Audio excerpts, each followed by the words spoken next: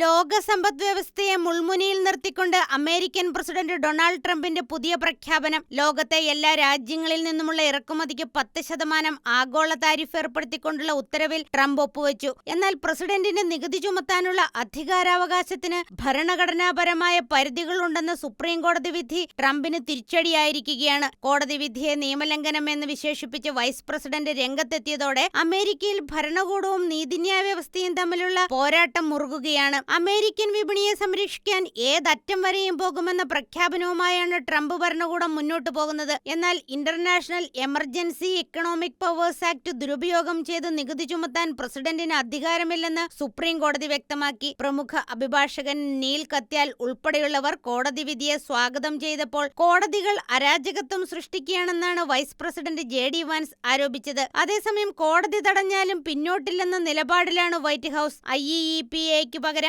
മറ്റ് നിയമപരമായ അധികാരങ്ങൾ ഉപയോഗിച്ച് താരിഫ് നടപ്പിലാക്കുമെന്ന് ട്രഷറി സെക്രട്ടറി സ്കോട്ട് ബെസന്റ് അറിയിച്ചു. ഈ താരിഫ് ആയുധമാക്കി ഇന്ത്യ പാകിസ്ഥാൻ പ്രശ്നങ്ങൾ പരിഹരിക്കുമെന്ന് ട്രംപ് വീണ്ടും അവകാശപ്പെട്ടു. വ്യാപാര ബന്ധങ്ങളെ നയതന്ത്ര സമ്മർദ്ദത്തിന് ഉപയോഗിക്കാനാണ് ട്രംപിന്റെ നീക്കം. ഇന്ത്യ ഉൾപ്പെടെയുള്ള രാജ്യങ്ങളുടെ കയറ്റുമതിയെ ഈ തീരുമാനം എങ്ങനെ ബാധിക്കുമെന്ന ആശങ്കയിലാണ് ആഗോള വിപണി. അമേരിക്കൻ ഭരണകൂടം സ്വീകരിക്കുന്ന ഈ കടുത്ത സാമ്പത്തിക നടപടികൾ ലോക വ്യാപാര രംഗത്ത് വലിയ ചലനങ്ങൾ സൃഷ്ടിക്കുമെന്നുറപ്പാണ്. നിയമ പോരാട്ടങ്ങൾക്കിടയിലും ട്രംപ് തന്റെ തീരുമാനത്തിൽ ഉറച്ചു നിന്നാൽ അത് ആഗോളതലത്തിൽ ഒരു വ്യാപാര യുദ്ധത്തിന് തന്നെ കാരണമായേക്കാം.